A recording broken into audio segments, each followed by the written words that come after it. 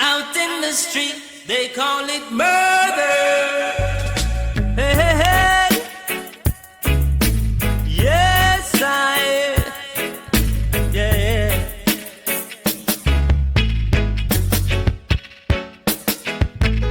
What kind of murder are we talking about? We just need to get back to the Roman Catechism, and that's where it comes from when we discover that using the conjugal act for something other than procreation is murder.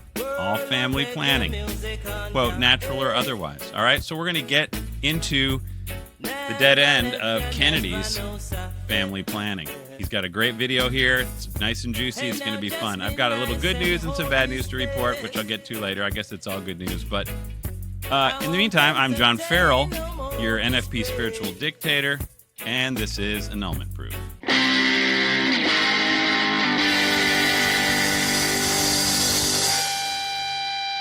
God told me to skin you alive.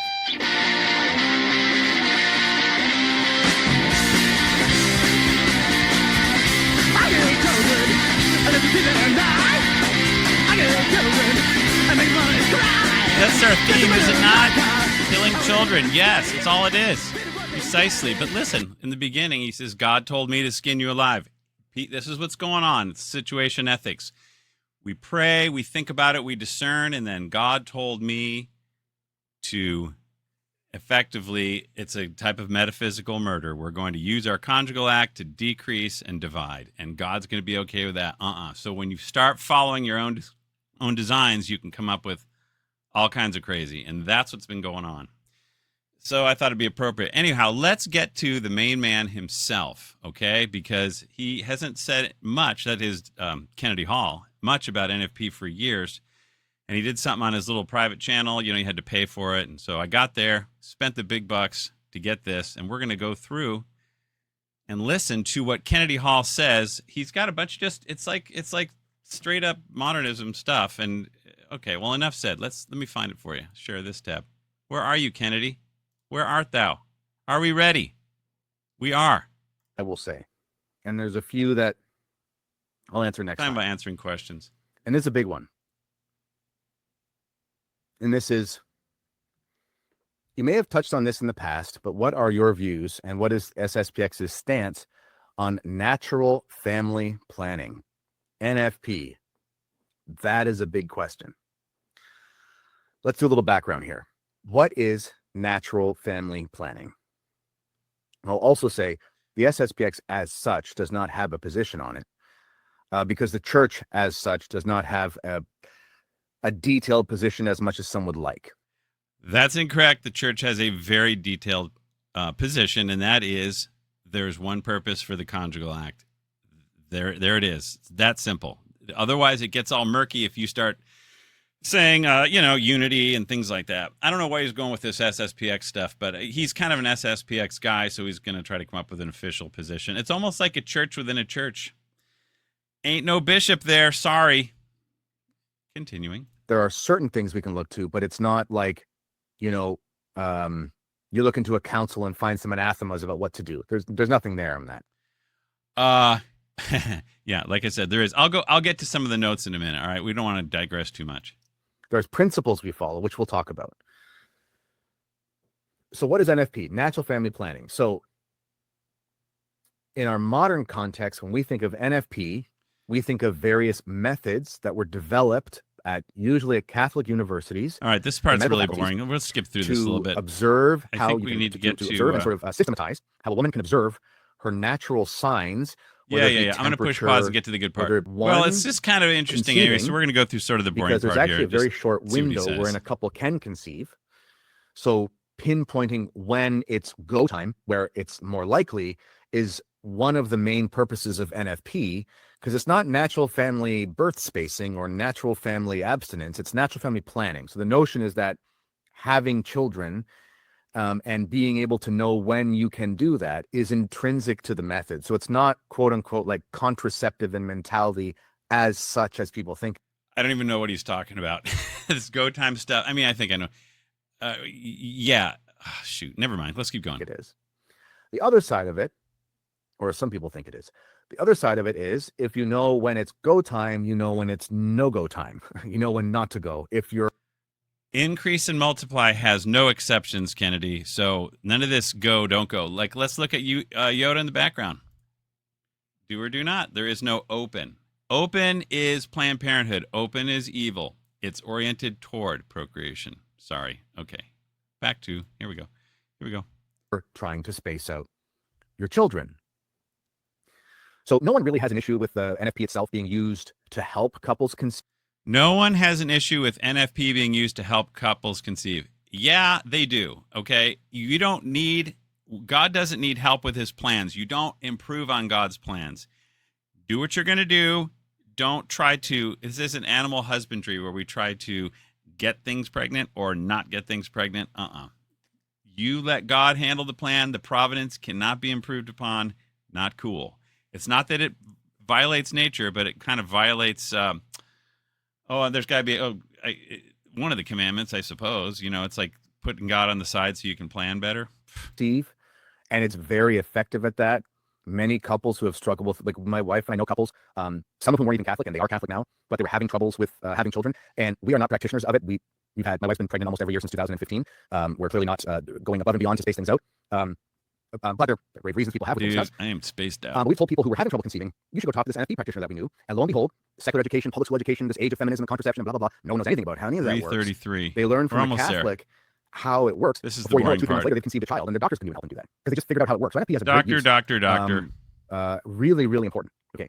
It helps a ton of couples conceive children. And a lot of its critics forget that part. No, a lot of its critics don't forget that part. That's like the red herring or whatever. You can't condemn NFP because you can use it to get pregnant. And they always say that. That is not the issue. That's the key thing. It's using it like onanism. It's using it to decrease and divide. Using the act to decrease and divide. There's nothing new under the sun. It's all just language that's being used to try to prop up this garbage. Okay. Oh, let me get, I'm thinking about the good news and the bad news. Good news is we got to 600 subscribers. I'm like, wow, that's cool, because I figured out that this topic, this and related topics go over like a lead balloon. People don't want to hear it. And I guess the bad news is, my wife has decided to try to get married to, boyfriend number 8 or whatever he is, man. And even though the case is still at the signatura and they may flip it, it's apparently, and I'm going to try to really nail this down. I'm not convinced, but maybe. I took my ring off today just because that, I guess I'm no longer married, and all those kids and stuff, they're not nature. They just didn't happen. Okay. Cause it's just the bond, right? It's just, which I'll get to in a minute. I got so much to say. Anyway. However, the thing is not done yet. And there's a chance that, should she get married to this dude and take his little white booty into my house, that the signatura will reverse the thing and tell him he gets recalled and he's out. That's how exciting it's going to be. But there's always the prophet Hosea and Gomer. It's like God's been there, done that. He's got a model for everyone to follow. So took me a little while to process that. Plus, my son got married. There's just been a lot going on, which is why I haven't made a lot of videos lately. It just takes time, as you know. Continuing. Now, in the old school, there was something called like the rhythm method. And basically, back in the day, rhythm, man.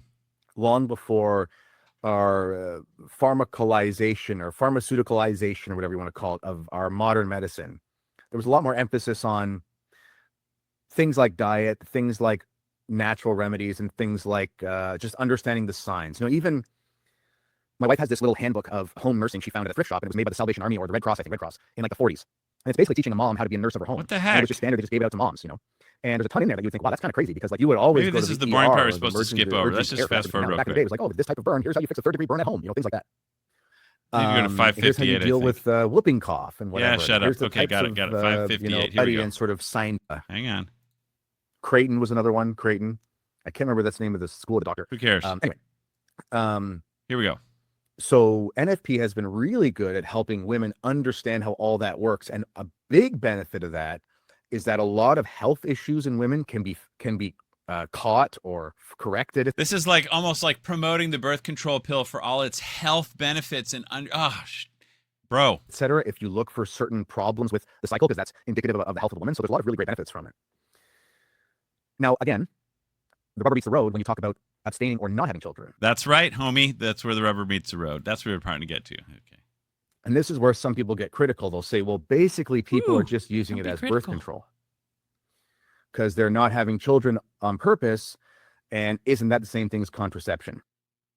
That is the definition of contraception, against conception. Well,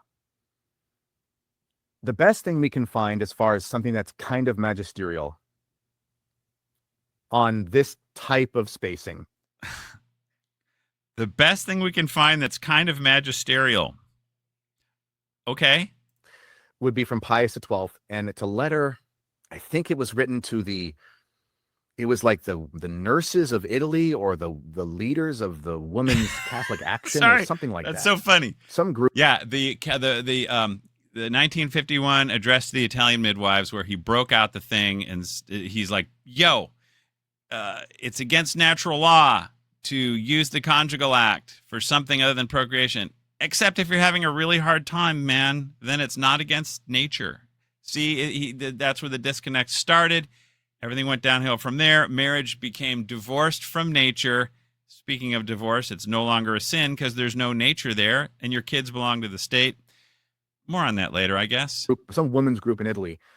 And he was talking about in the age of contraception, because it was starting to become a thing. This was before Humanae Vitae really laid down exactly what the church had always taught, but in modern terms. The church has always taught no family planning. That is what the church has always taught. Maybe we'll take a sec and go to our notes. The boring part, the nerd part. Cool? Let's see what we got here.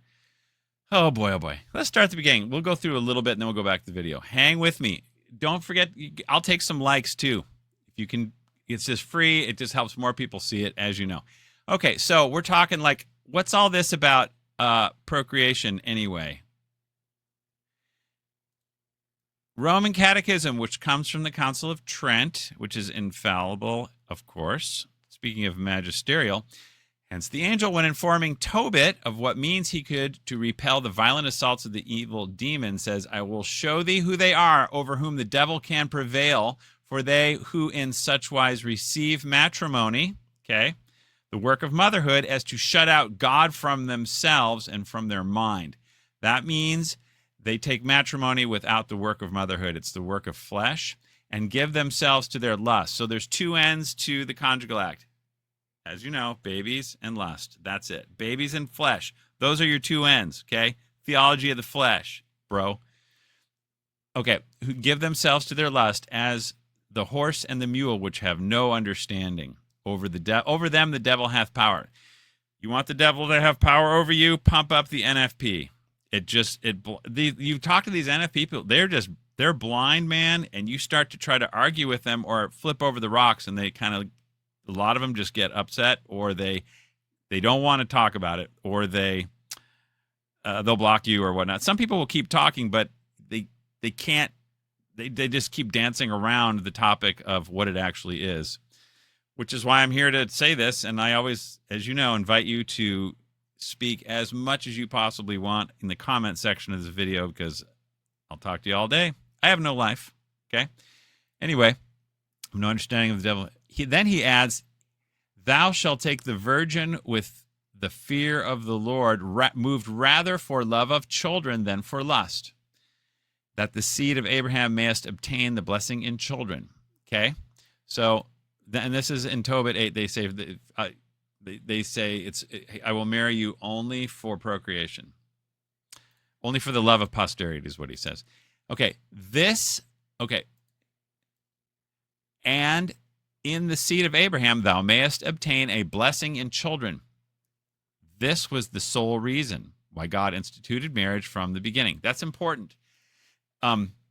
Children was the sole reason God instituted marriage. Now, that word institute is important. That is what is the institution of, the construction, the constitution, the law, the thing that it is, the edifice, okay?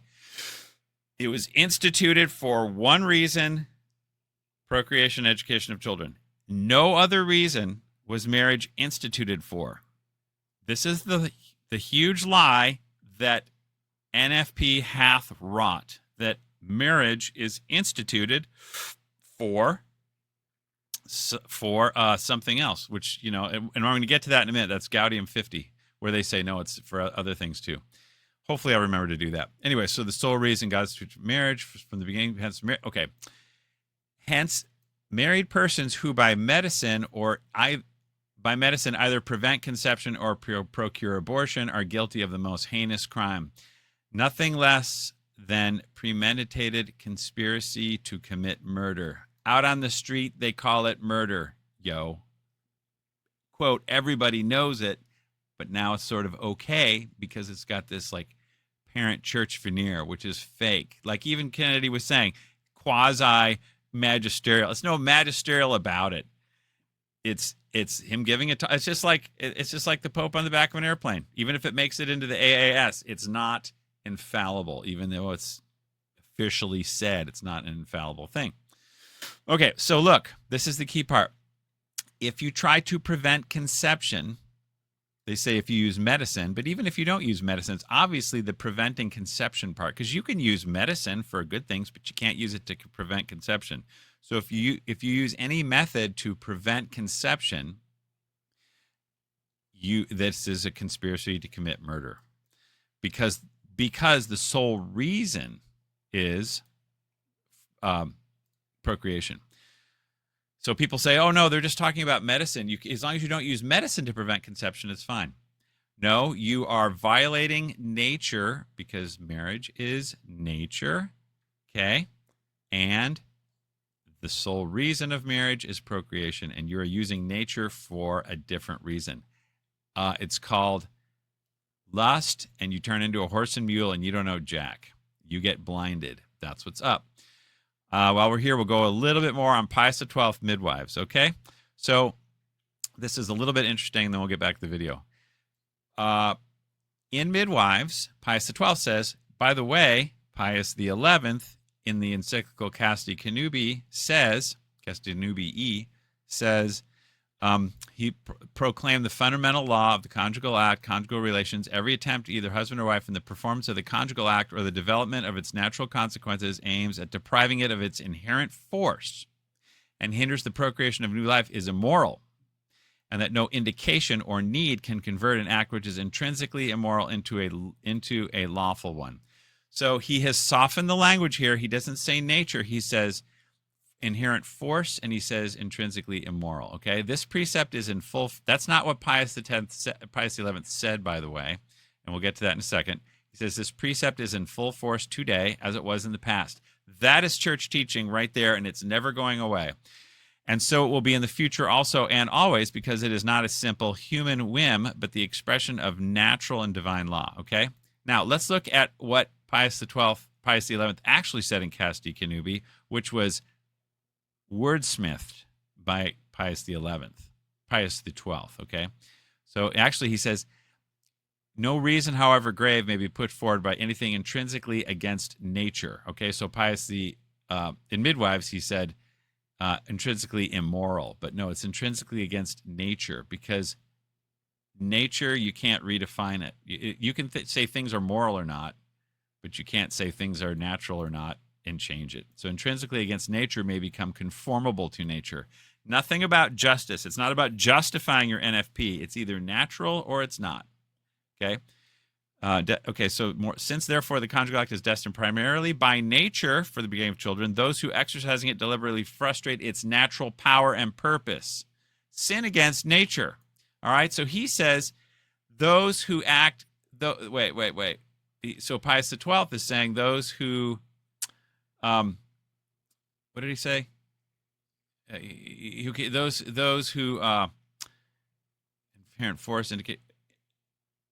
Okay, those who deprive it of its inherent force, and in Casti Connubii they say those who try to frustrate its natural power and purpose. Natural purpose. That's the key phrase. That's a key words that are not mentioned here. What is the natural purpose of the conjugal act, Pius XII? He doesn't quite go there because he has to schmooze it, because the natural purpose has become horse and mule, all right? when you use NFP. That's its natural purpose, and that ain't natural. So they, like I said, he kind of edged it. Like this, all this stuff is incrementalism. If you look at the words of NFP, it starts. They open up the door a crack in midwives, and then it just goes way downhill from there. Now you got, everyone's saying NFP is, you just pump up the NFP. That there's that marriage book by Popchak, For Better Forever. You got to roll with your NFP. NFP is the default. Like you could think about this. If NFP is open to life, then NFP is the default. There's no other way to do it. If NFP is the default, then there it is. Then it's all about love, aka horse and mule. Let's continue a second. Here, let's try this. Like this. Let's see. Okay, so then midwives. Well, okay, let's just go back to the video. We'll keep going. We'll come back to this in a minute. I'll mark my spot. Where are we, Kennedy? Share this tab instead. Dude. Go. Because there was this advancement of the pill and hormonal contraception and barrier methods, which were never there in the way we understand them today. So they had to sort of, they had to address it in a new way. And he talked about how, I guess they had to try to come up with a political fix, a pastoral fix, because you had Margaret Sanger and a ton of people out there beating the drums for we need Catholic contraception. Yeah. And Pius XII is kind of like sweating it a little bit. He's like, maybe we got a pill for that. Maybe we can work it. So I think it was what's going on. There's nothing wrong with, for example, when women are nursing before they get their cycle back, as long as they keep nursing, they can space out the fertile periods. There's nothing wrong with nursing to space out the fertile periods. Yes and no. If you're using nursing primarily as birth control, that's immoral, because you are overturning the hierarchy of ends, which no longer exist if NFP is licit. There's no more hierarchy of ends because nature is a giant blob of whatever you want. Okay, you can put the horse and the mule on top, or you can put the baby on top, whatever you think. And that's something most women will know if they've nursed babies. So anyway, yeah, if you're just doing nursing only for birth control, you're abusing it. That's immoral right there. I don't know if it violates nature. I guess you could say it does. Okay, just be natural and have kids. Let them nurse. And the insinuation was basically you could just continue nursing or nurse for as long as you thought you needed to. The insinuation. Okay, so hey, if we can space babies through nursing, then we can space babies through anything. That's so stupid, because once we lose sight of the sole purpose of the conjugal act, it's Katie bar the door, man. Anything goes. That's what we have today. Anything goes. So that your cycle wouldn't return. So implicit in that is that by a natural means, you are not conceiving, and there's nothing wrong with that because you're not doing anything against nature. Yes, you are doing something against nature. Say it with me. The sole purpose of the conjugal act is procreation, and you are using the conjugal act to not procreate. Decidedly, deliberately planning to not procreate with your conjugal act. Violation of nature, even though Pius XII, their hero here, he doesn't talk about nature much. He's careful. He just says moral, immoral, unjust. Nature or no nature. Like that's why Yoda says, do or do not. There is no open. Okay, it's nature or no nature. You can abstain or you can make babies, but you can't just try to tweak it so that everything is, you just open. It's like being open to salvation isn't going to get you to heaven. You have to want to go there. Okay. See what else we got. Hang on, let's fix this. Go Kennedy Hall, go, Mr. Rugby. And that's kind of where the rubber meets the road. One of the reasons why contraception as such is seen as gravely immoral is because it's against nature. Not one of the reasons, the only reason. Not one of the reasons. That is the reason it's against nature, because nature is procreation alone. That's it. Nowadays, if you talk to Father Ripperger, he'll say it's not against nature because it blocks procreation.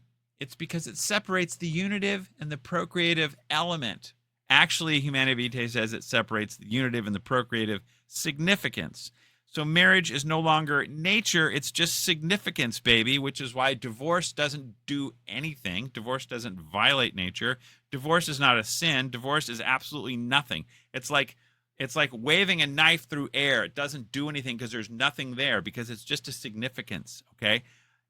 NFP destroys the legal basis of marriage. It's sick, nasty stuff.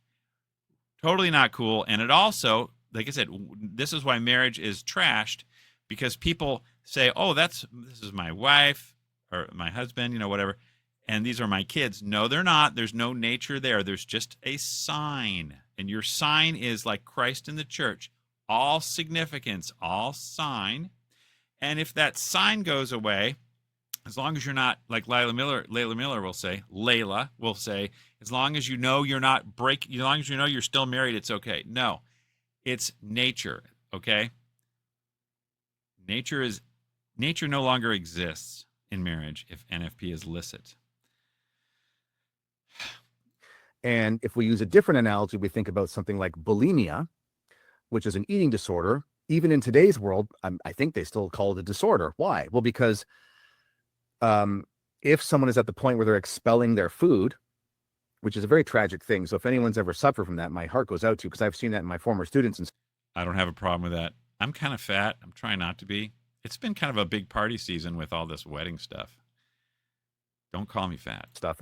But the point is, it's always indicative of some interior problem, mental illness, depression, whatever. So it's a sign of moral decay. It's a sign of spiritual decay. That's why you need your spiritual dictator here.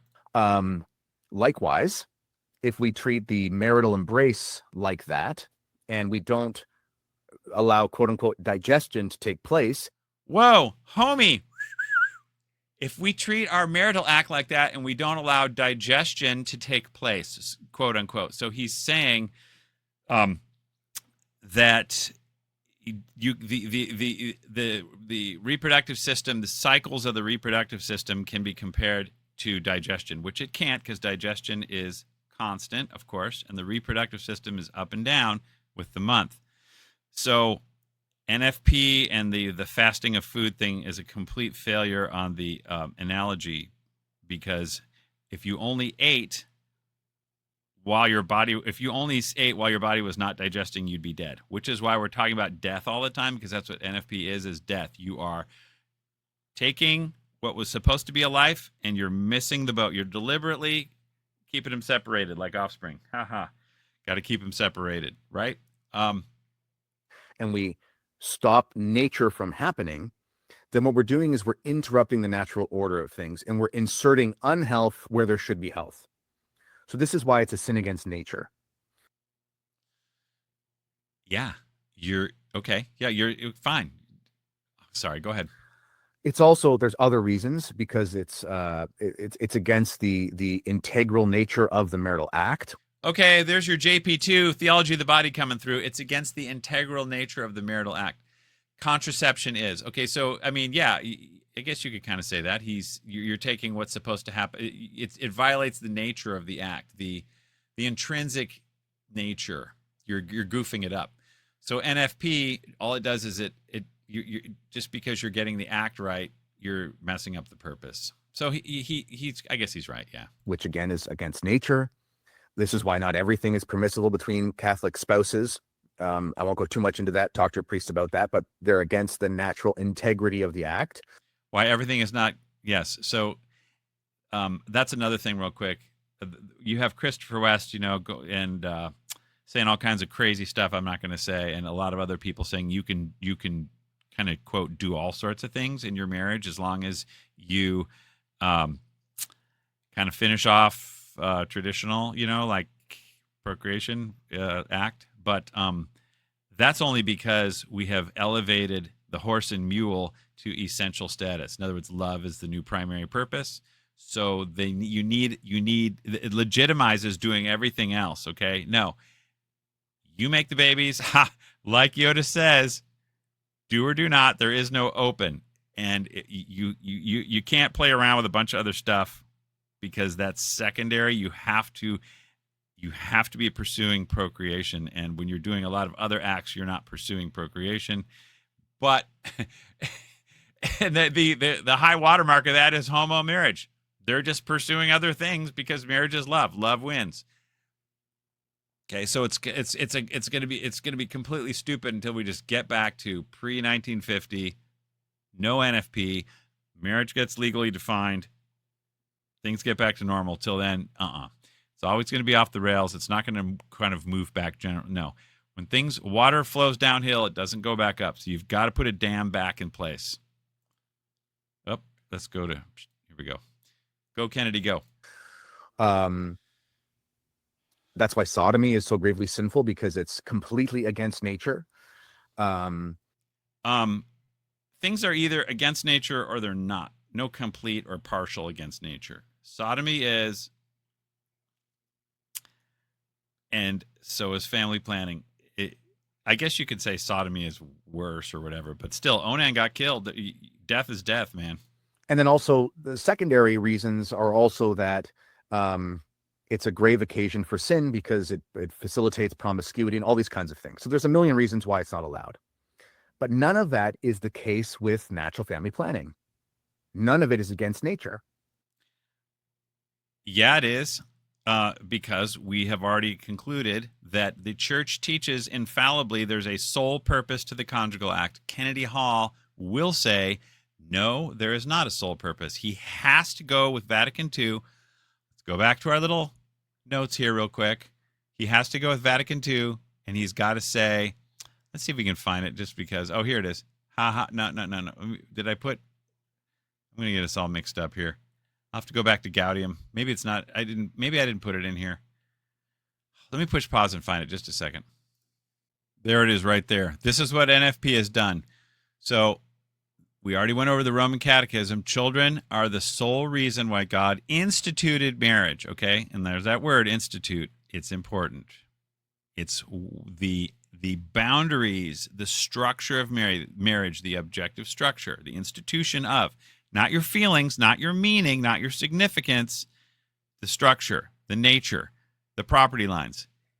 Sole reason is procreation. But let's go to Gaudium, okay? Super groovy ecumenical. Because of NFP, marriage to be sure, a little gaslighting there. Come on, dude, come on. You got to be sure. Marriage to be sure is not instituted solely for procreation.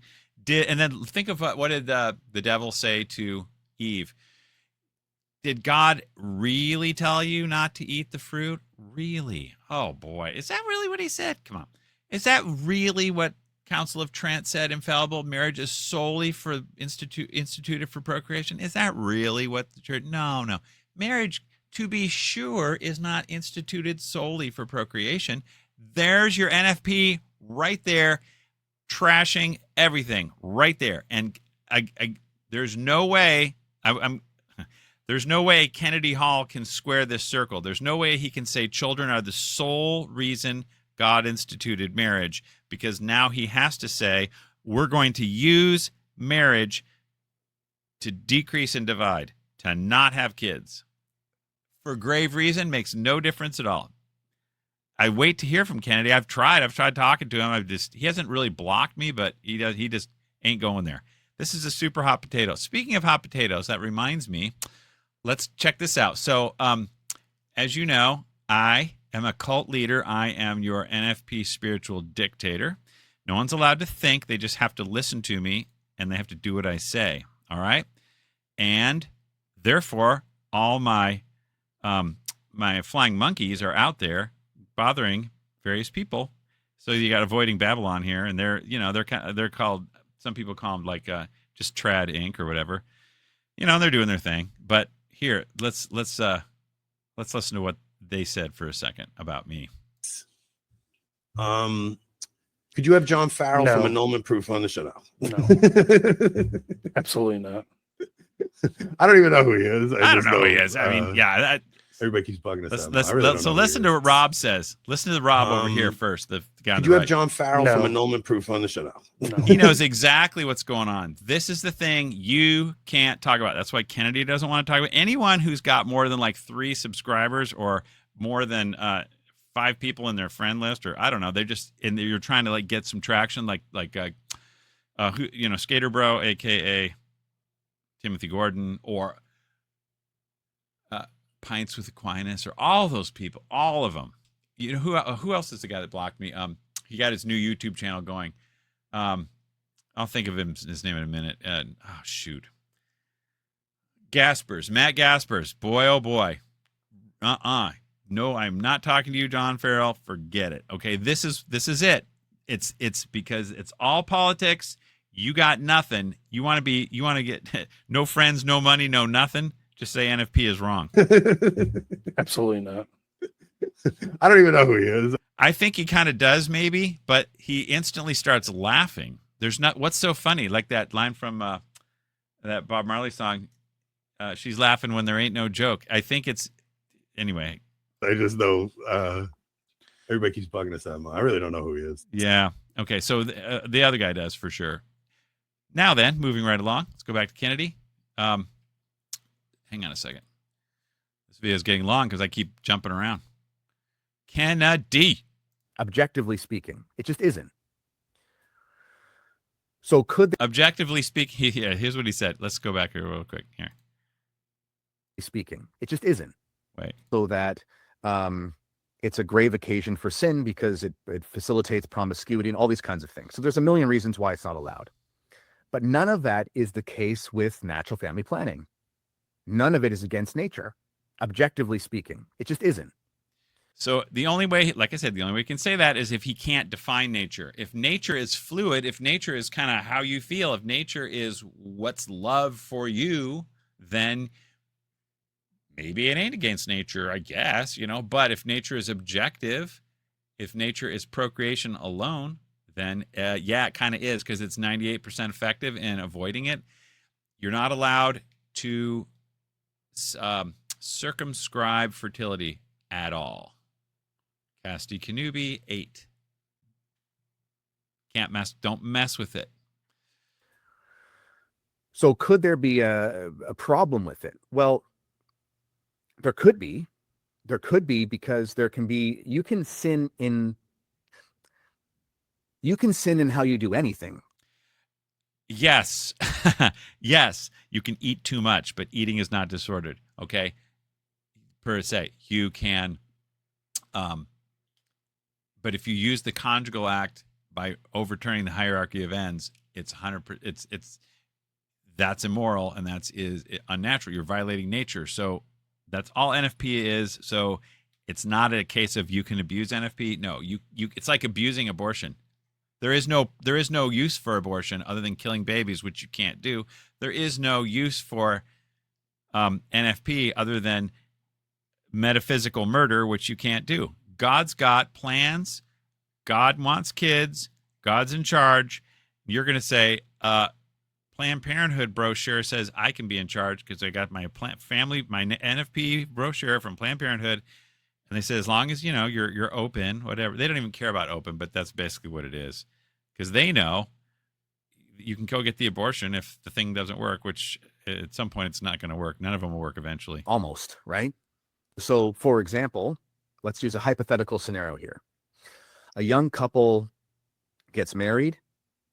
They agree to get married, teaching to the church. They're in the Catholic Church, all that. They learn NFP, and they intentionally decide that they will come hell or high water, will do everything it takes, according to NFP, to not have kids for 5 years. Why? Because they want to travel, because they want to each make $500,000 in savings, and they want to buy a boat, and they want to live the high life. This is just standard boilerplate Novus Ordo drivel.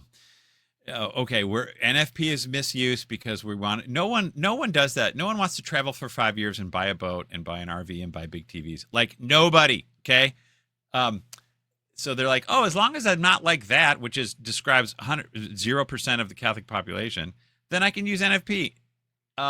No, but what does describe 100% of the Catholic population is all of them are going to have They're going to come up between a rock and a hard place. Things are going to get over the top hard.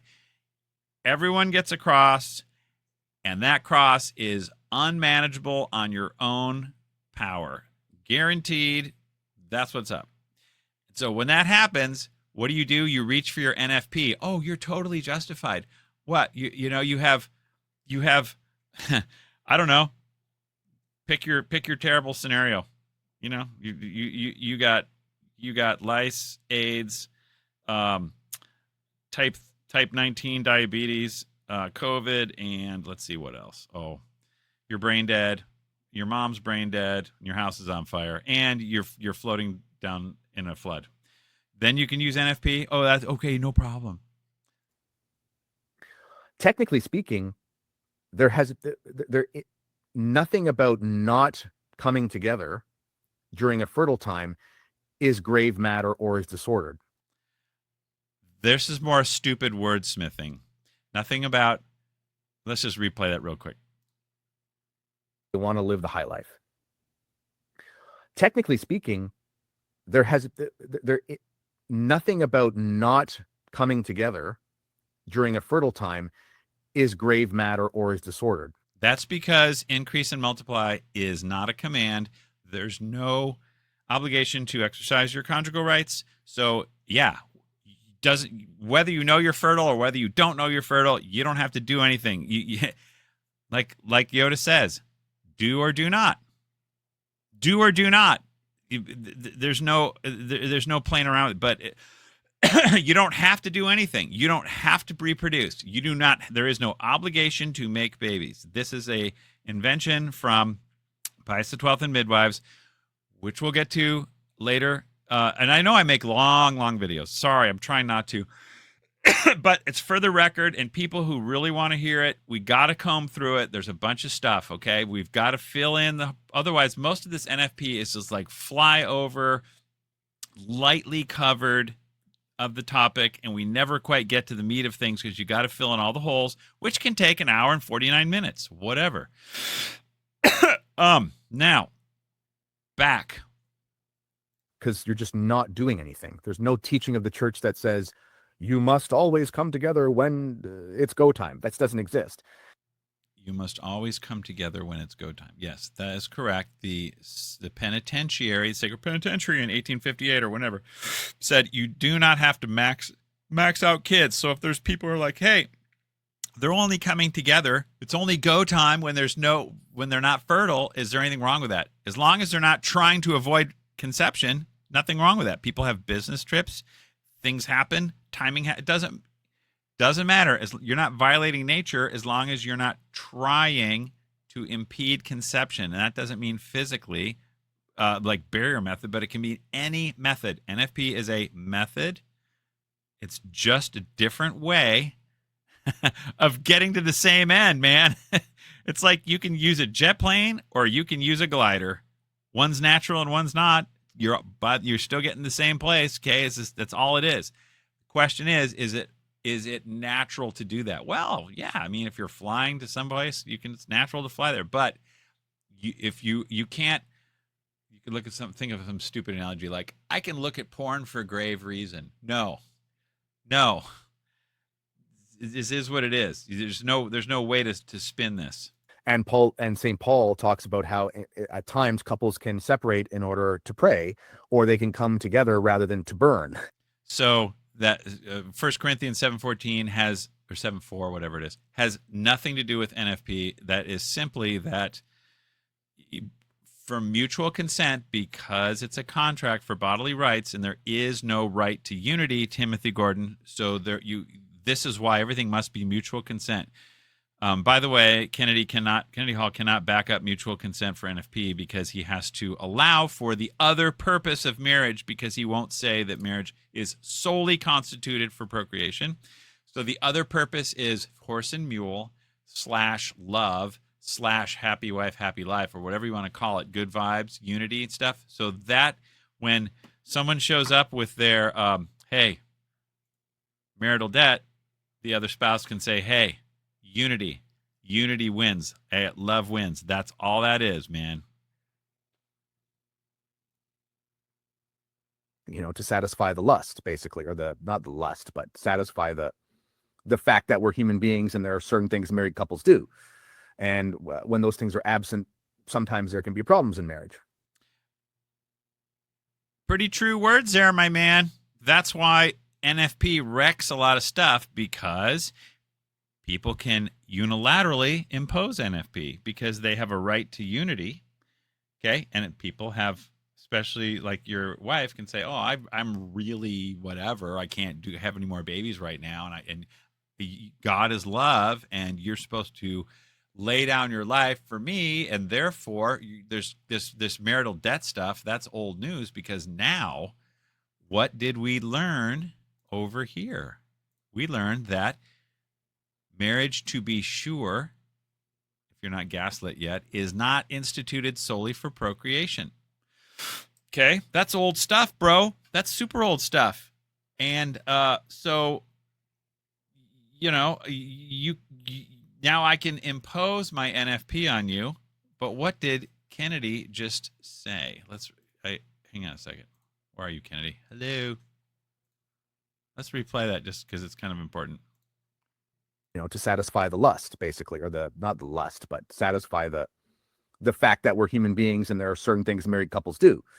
And when those things are absent, sometimes there can be problems in marriage. Yes.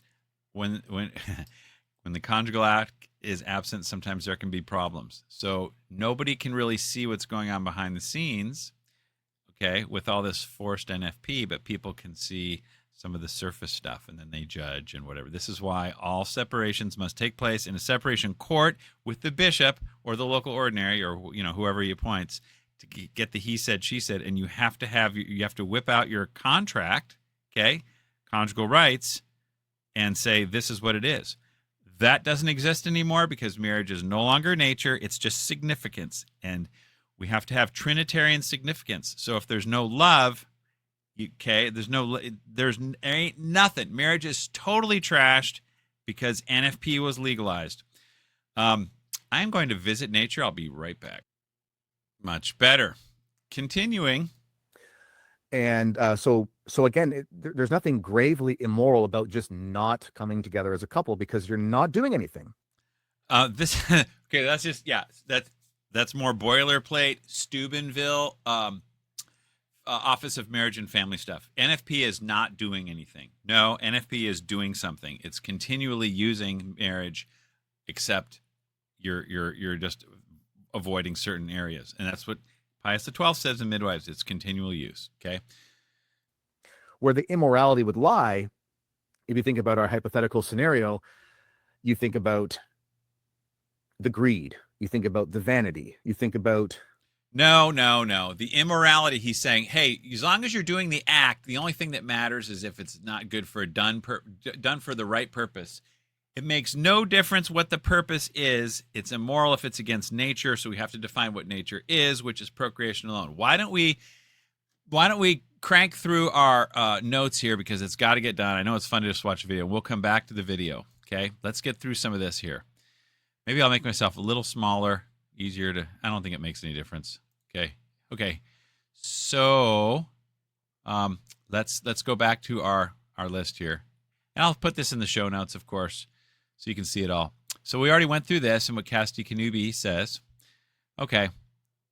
Now this kind of goes into what Kennedy was just saying. In Midwives, 1951, Pius XII said, however, if the limitation of the act to periods of natural sterility does not refer to the rite itself, but only to the use of the rite, the validity of the marriage does not come up for discussion. Yes. Only to the use of the I know what I'm talking about there, but I don't need to talk about it, and it's going to take me too much brain power right now, so it doesn't matter.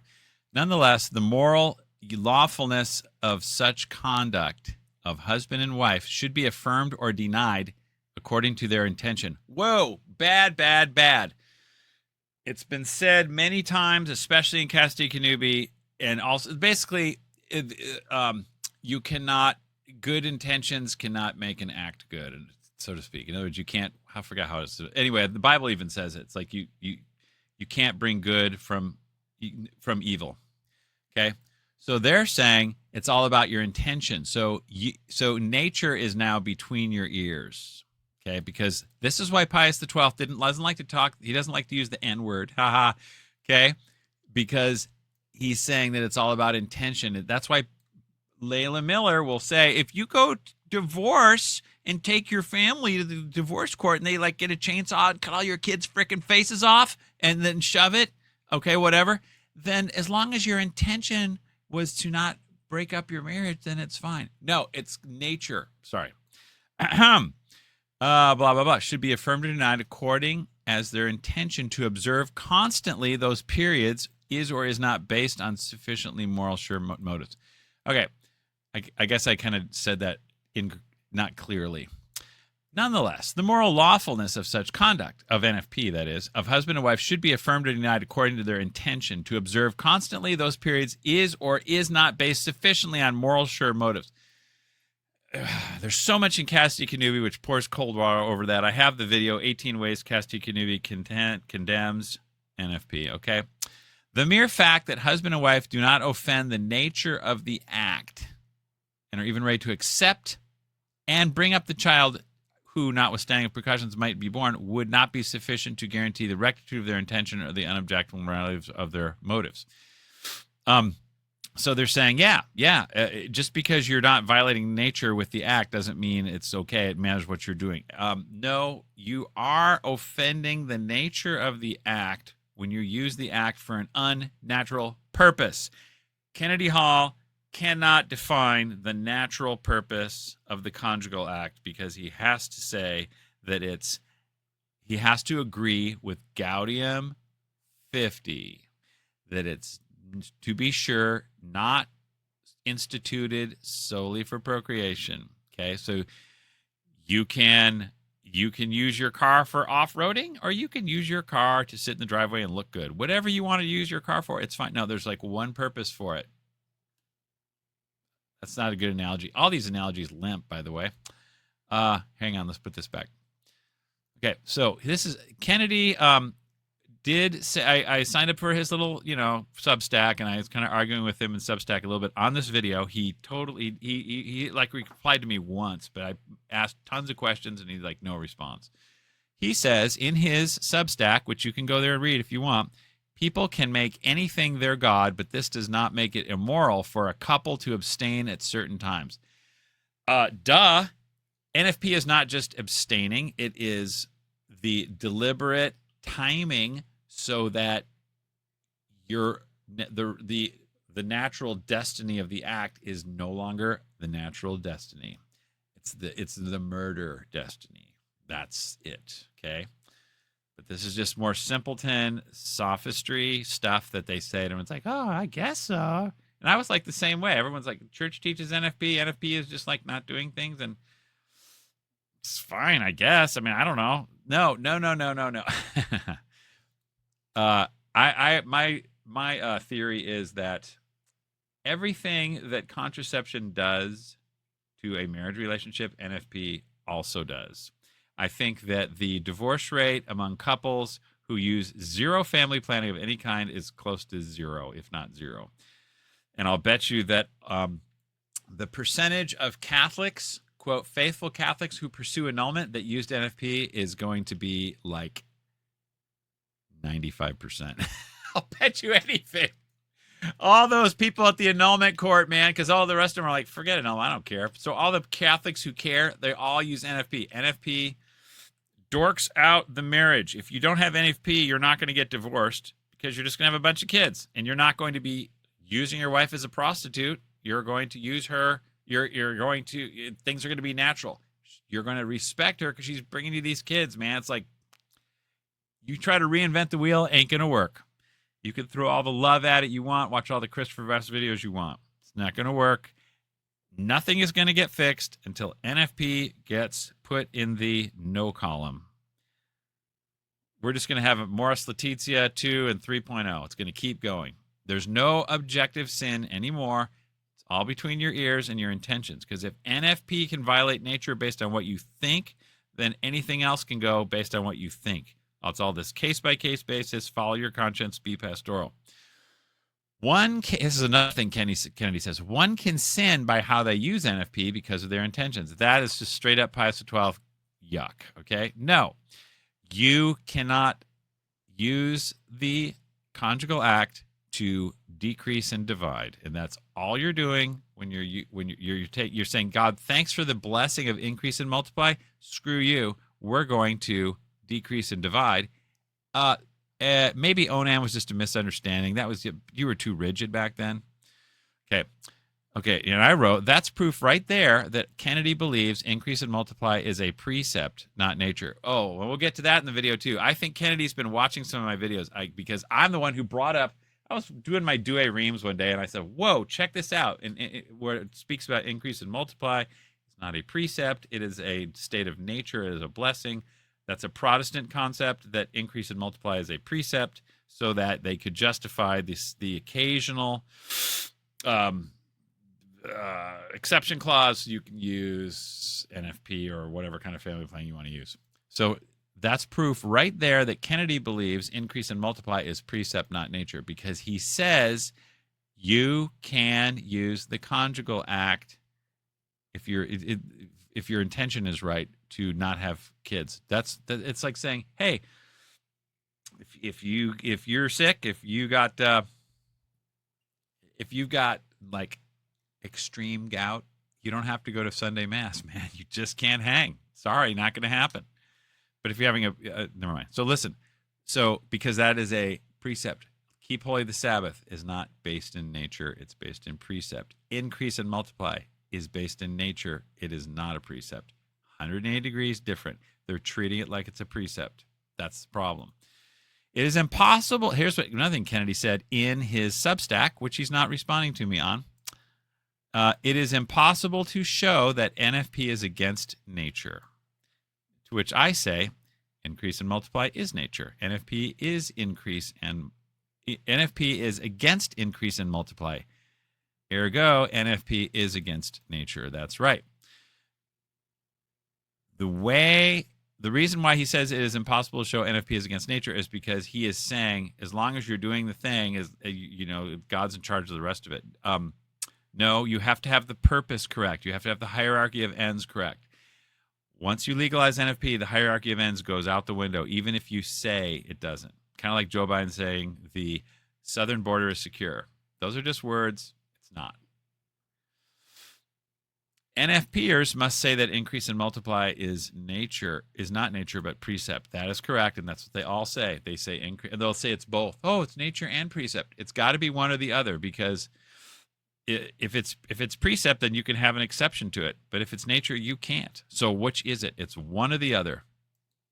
And if it's precept, if it's a command, then nature does not apply. Therefore, marriage has nothing to do with nature. Therefore, divorce doesn't offend anything because there's no nature there. And Bruce Jenner is totally fine. Kennedy says the use of the method does not do anything sinful in itself. Yes, it does, because as Aquinas will say, the use of the method, the use of the marriage act is essentially all it is fornication. It's evil because you bring original sin into the world, and you kind of lose your mind. Okay, so it has to be justified. It has to be excused with procreative intent. Otherwise, it's not honest wedlock. It's not honest. It's not. They call it. It's not an honest conjugal act. So it is sinful if you're not using it if it's not honest. It's called a fraud. Okay. And that's what NFP and all family planning is it's fraud. By the way, I was reading an old book about this, and I think there are some side effects to NFP, even though everyone says no. It's like a mantra. No side effects to NFP. I think there are some. I can't really prove it per se, but I'm going to do another video on that someday. And when I put something on Twitter, boy, they said a lot of stuff. Because your body, woman's body is made to have babies. And when I think, like I said, believe me, if you eat and throw up all the time, it's going to have health problems. Not just because you won't have enough food, but it's probably not good for your system. When you change radically the ratio of conjugal acts to pregnancies, it's not natural, and the body is not going to like that. And I think there can be physiological problems different kinds of problems, but none of it's reported, none of it's talked about. It's in this book that was written in like, I don't know, 1870 something or whatever, is not politically correct. And apparently the British Medical Authority burned it or something. So there's that. Like I say, these videos got to take long because there's a lot to talk about. All right. Kennedy, NFP is not just abstaining, it's timed incontinence for secondary ends. That's correct. Acts not oriented toward life are forbidden, Casti Canubi 59. That's right. You have to be oriented toward life. Do or do not. There is no open. Open is demonic. Open says there is no nature. There is no orientation to the conjugal act. You just have to be open to whatever. No, you have to be oriented toward one thing or another. You're oriented toward procreation, or you're oriented toward horses and mules where the devil hath power. Those are your two orientations that you get to pick. So what they do is they go, I'm going to pick the horse and mules and I'll just be open. Back to our show. Okay, so we need to get back to the video here, and we'll pick up right here. Hang on. This is because we got ahead of ourselves a little bit, and that's good because the video is kind of the fun part, right? Hang on. Show us tab instead. Take it away, Rugby Man. The legalism, all these other sins that they'd be guilty of, but the not coming together isn't a sin because you're not doing anything. Yes, and as we said, nobody says abstinence is a sin. Nobody said that ever. And you're not required to come together at that particular point anyway.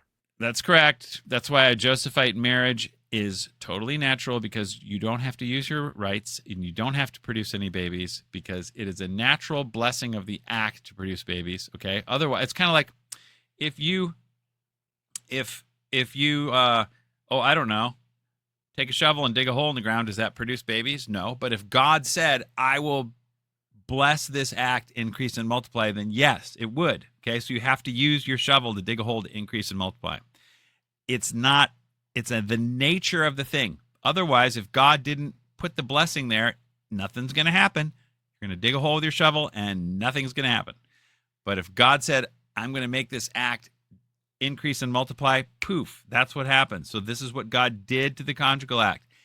He put increase and multiply powers into it. Not, okay. Where was I going with that? Let's back up a second. I'll jog my memory. Together isn't a sin because you're not doing anything. And you're not required to come together at that particular point anyway. Okay, yeah. So you don't have to use your rights because there is no obligation to increase. Simple as that. So as far as the SSPX is concerned, the best I've seen was Father Couture. He gave an answer at a Q&A, which was part of a Fatima Center conference years ago. I saw it years ago. And he was asked the same thing. And he said, it's unfortunate that in traditional Catholic circles, sometimes there's this huge stigma on NFP. That's because everyone, it's almost like saying, there's a huge, wait, I forgot to turn this light on. Hold on a second. Let me turn on one of my lights. Just a second. I don't know if it made any difference, but anyway, yeah, there's like okay, so you go to some places and there's a huge stigma towards cowboys holding hands, or there's a huge stigma towards, open marriages. And it's like, duh, because it's unnatural. It's wrong. People know it. So this is all he's saying. There's a stigma towards NFP because everyone knows it's Catholic birth control. Out in the street, they call it murder. A certain amount of people know it because they're not doing the horse and mule where the devil hath power and they can kind of see stuff. Okay. There's a healthy enough group that knows that, but they don't have the info to counter the mega propaganda coming from Kennedy Hall and everybody else. So little old me is doing as much heavy lifting as I can here. But as I said, because I am your spiritual dictator on NFP, your NFP spiritual dictator, sorry, and I know what I'm talking about, I welcome all comers, and you can argue with me as much as if you think I'm wrong. I'm always looking for interlocutors. What I get is basically drive-by shoutings or people who run away or they don't want to go there. especially the higher up in the totem pole they are, like we showed with avoiding Babylon. I call them avoiding NFP now, I guess. No. They're like, nah, not going to go there. We're going to laugh it off. We're just going to dismiss out of hand. Forget it. But all the argument, yes, we'll take it, because it actually sharpens your skills in arguing, and the truth will be there if you want to get to it, okay? And if you want to hide, you can't come on the YouTube and say stuff I'm saying. So, because he's like, basically, he's a missionary. He's been district superior of Asia, of Canada, all over the place. And he's like, I'll fly into someone. They'll say, Father, come quick. So-and-so is going to have a nervous breakdown. And he's like, what's going on? And it's like, she's had 12 kids in 12 years and she's going to lose her mind. It's like, and he said, why did anyone not explain to her how to abstain properly and space them out? That's not funny. And who is it? St. John Vianney said, if people only knew, they will go to hell for the babies that they were meant to give to this world, that God meant them to give this world, but they're not. So if they have 12 kids in 12 years or whatever, that's unlikely. But if that's the case, this is what God wills. And Casti Kanubi explains, it doesn't matter how hard your situation is. There's always grace available. You cannot violate nature no matter what the cause is. Okay? That is the battle line. Where is nature? What is nature? NFP declares nature doesn't exist because nature has no definition. So it's just all between your ears at that point. And like I said, Bruce Lee is like perfectly happy to run with that. Because again, it's in the nature. I mean, God made us a certain way, the same way we understand our health in 1,000 different ways. He made us to understand this. We can harness the power, so to speak, and we can work with nature. Work with nature. Contraception works with nature.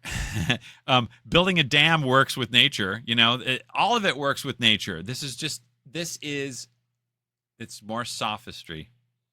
Not against it, in order to do something completely consistent with our nature. So completely consistent with our nature. That's Pius XII talking. It's completely inconsistent with the natural destiny, which is procreation. It's right there in Casti 54. The natural destiny of the conjugal act is conception, procreation. So when you work against it, it is vicious, evil, bad, violating nature. Sorry, bro. that there can't be a sin. Different ways. He made us to understand this. We can harness the power, so to speak, and we can work with nature. Harnessing the power is not working with nature. We're manipulating nature to get a desired outcome that's not God's design, aka nature. Should I say that again? That was so good. That's all it is. Harness the power. Fight the power. That's what you're doing. Our health in 1,000 different ways. He made us to understand this. We can harness the power, so to speak, and we can work with nature. No. Like I said, I'm going to repeat myself. We can manipulate nature to get a different outcome than what nature is. Sort of like I think apparently in the big flood down there in Texas, in Kerrville. I used to live down there. They seeded they seeded stuff. So they're just working with nature, and they poured seed in the clouds, and look what happened. Like insane. Not against it, in order to do something completely consistent with our nature. So in that there can't be a sin. Yeah. We're not talking about our nature. We're talking about the natural purpose of marriage. So it's inconsistent with the natural purpose. But if the natural purpose is not solely procreation, then you're probably right, bro. And it's cool, dude. Horse and mule time, because horses and mules can belong in the bedroom too, because it's not solely for procreation. Oh. Wow, shoot, wrong tab. Sorry, hang on. This tab. Go.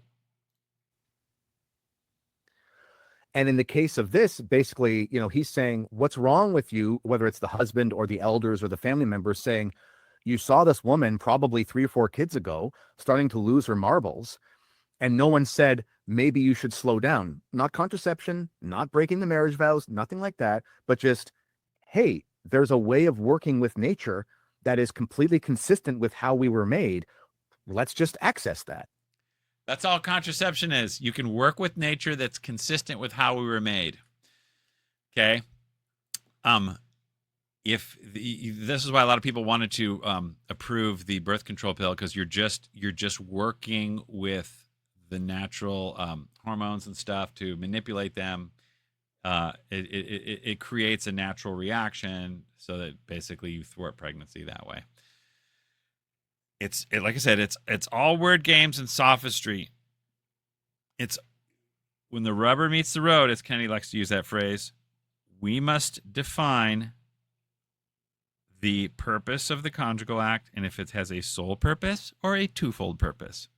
If it has a twofold purpose, forget everything, nothing matters. Nature is up for grabs.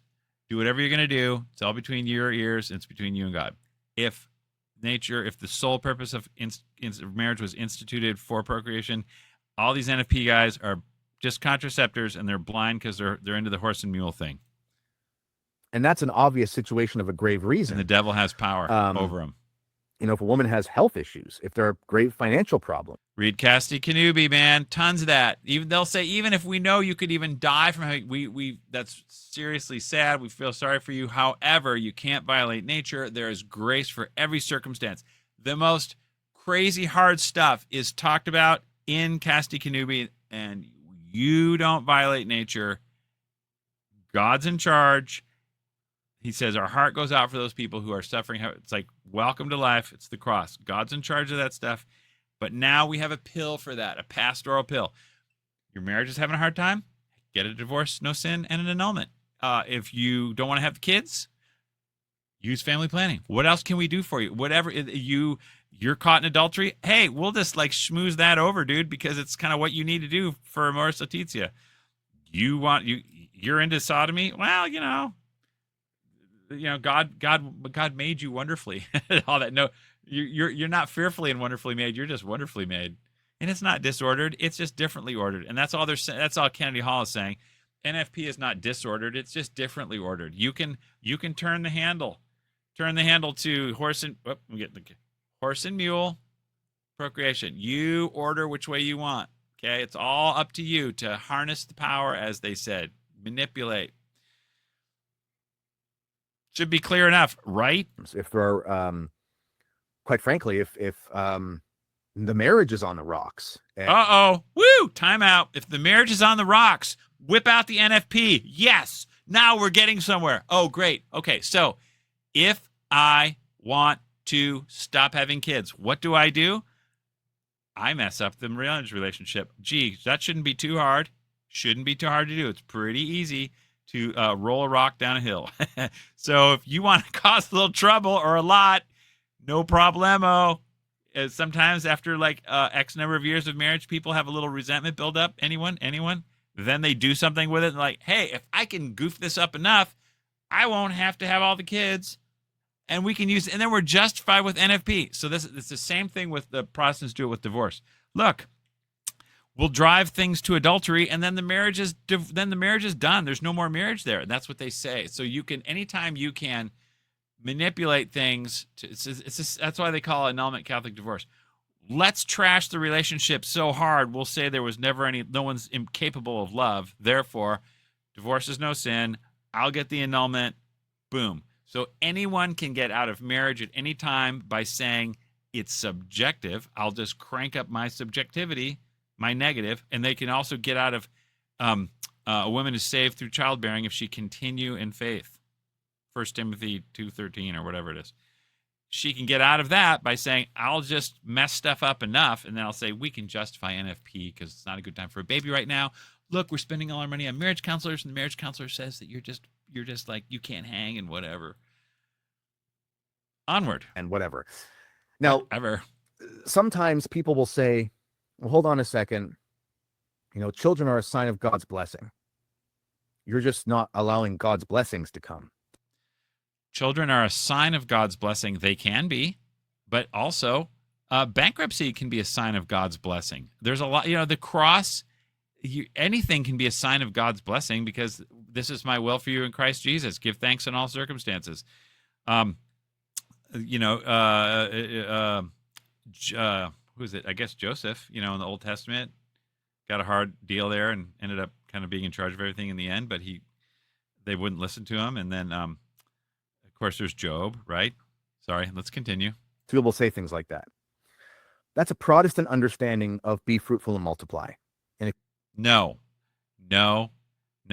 Be fruitful and multiply is not prosperity gospel.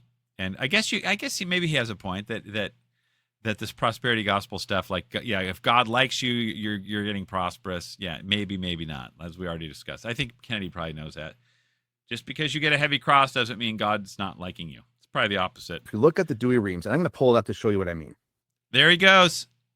I think he's been watching me. Just a thought, because I'm the only frickin' NFP spiritual dictator nerd out there that keeps bringing up the Dewey Reams commentary. So he must have got it somehow. Let me just grab it here. Let me show it. And I misspoke. I mixed my terms up. But it's talking about the verse, be fruitful and multiply. Now, he's going to take what this commentary says and completely mess it up. And if you're not careful, you won't even catch it. All right? So let's do this. And I got to stay on the edge of my seat too. Increase and multiply. It's not a precept, as some Protestant controversists would have it, but a blessing rendering them fruitful. God said the same words to the fishes and birds who were incapable of receiving a precept. That is correct. So it is not a precept, as some Protestant controversists would have it. It is a state of nature. Like I use that analogy. You can take a shovel and dig a hole in the ground. Nothing happens. But if God had said that act will be increase and multiply, you put a shovel in the ground and a baby comes out, okay? It's nature. You have no obligation, though, to dig a bunch of holes and make a bunch of, you don't have to do that. But if you do that, you have to use your shovel to make the baby. If you are going to use the conjugal act, you have to use the conjugal act to make the baby, but you don't have to do it. If you are going to do it,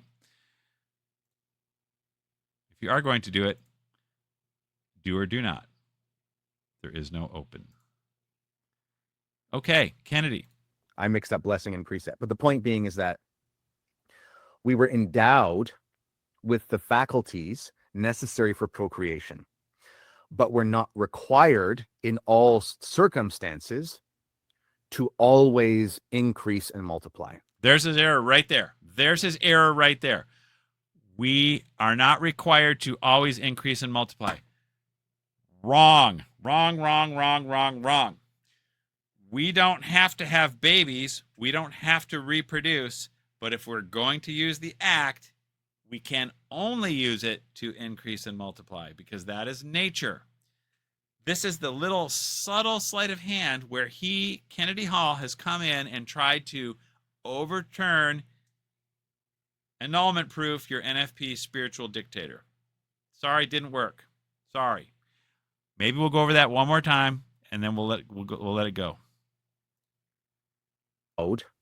With the faculties necessary for procreation. No. Precept, as some Protestant controversists would have it, but a blessing rendering them fruitful. God said the same words to the fishes and birds who were incapable of receiving a precept. I mixed up blessing and precept. But the point being is that we were endowed with the faculties necessary for procreation, but we're not required in all circumstances to always increase and multiply. Correct. So that has zero to do with this verse. It just says the act is naturally for increasing and multiplying. Okay. If you are going to not increase and multiply, then don't do the act, Kennedy. NFP is the legal definition of NFP is doing the act to not increase and multiply. That's what it is. That's what Pius XII says in Midwives. That's why they had to quickly clean up the situation with Vatican II and say, we're just going to talk about significant love and significances, and all this Trinitarian love junk. Okay. and no more nature. Let's get back. Here we go. You see, that's what I was trying to explain. So some Protestant groups, there's like this movement called like the quiverful movement. So it's the idea that like children are like having a quiver full of arrows. It's in the Bible, and it's a good thing to have a quiver full. That's right. So the more arrows you have, the more you're doing God's will, kind of thing. Basically, yeah. It's not ironclad, but let's look at what quiverful is in the Bible real quick. Okay. Let me see where the quiverful part is. Hang on, let me see where I can find it. Just a minute. Okay. As arrows in the hand of the mighty, so the children of them who have been shaken. I guess that means like you're in battle. You as arrows. So shaken meaning you're at war. You're in battle. As arrows in the hand of the mighty, so the children of them that have been shaken. Blessed is the man that hath filled the desire with them. So if you have to, you are blessed if you want to have kids. Hello, just like in the beginning with Tobit, okay? It's not for fleshly lust, not for horse and mules, only for love of offspring, love of project, whatever they said. It's only for love of, I forgot the word. I guess babies, offspring, whatever he said. I can't remember. But he did say the word only. Tobit 8:9. So, yeah. Only for the love of, God, I wish I could remember it. Progeny? Doesn't matter. Okay. Blessed is the man that hath filled the desire with them. He shall not be confounded when he shall speak to his enemies at the gate. Okay. So it is good to have a lot of babies. It is good to be filled with desire to have them. And dude, you're going to be packing a little more influence with your enemies. Okay. If you got a bunch, that's basically what it is. Totally cool. Quiverful is totally cool, but you got to understand what it is. And typically you got to go back to the Dewey Reams to get it right. Where were we, Kennedy? We're not required. It is not a precept, but a blessing. So it's something that we can do because God has given us that blessing of. We're not required because it is not a precept. Okay, wait a second. Wait a minute. Hang on. Just a minute. So the more arrows you have, the more you're doing God's will, kind of thing. We're not required. It is not a precept, but a blessing. So it's something that. It is not a precept, but a blessing. So if he is saying it's not a command, so he is saying increase and multiply is not a precept. He's not a command. Okay, so he's saying you don't have to increase and multiply if you don't want to. However, it is nature. So you can't use the act for an unnatural purpose, which is exactly what Onan did, and things got a little bit heated for him. Yeah. So what we're saying now is onanism is fine, okay? Because you don't have to increase and multiply, right? You don't have to increase and multiply. So onanism is fine. Contraception is fine. If so he's saying that increase and multiply is not a precept, then what is it, Kennedy? It's a natural blessing, which means it's the nature of the thing. I think we beat that up enough. We can do because God has given us that blessing of being able to multiply. But we're not required. It's not as if we're always required in all circumstances to always be multiplying. Yes and no. We are required always in all circumstances to conform with nature.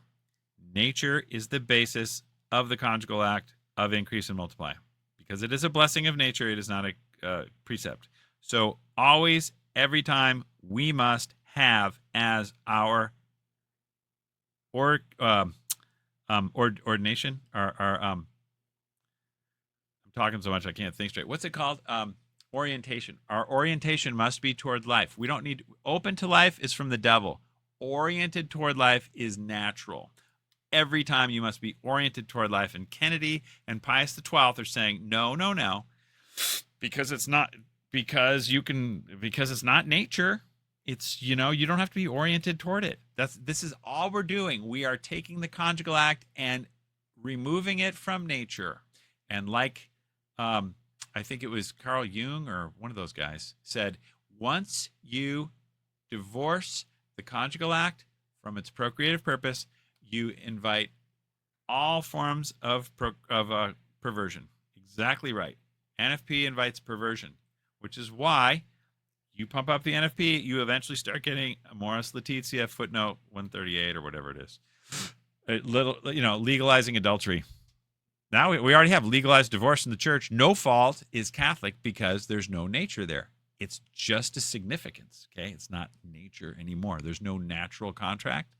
It's not there because the purpose is not increase and multiply.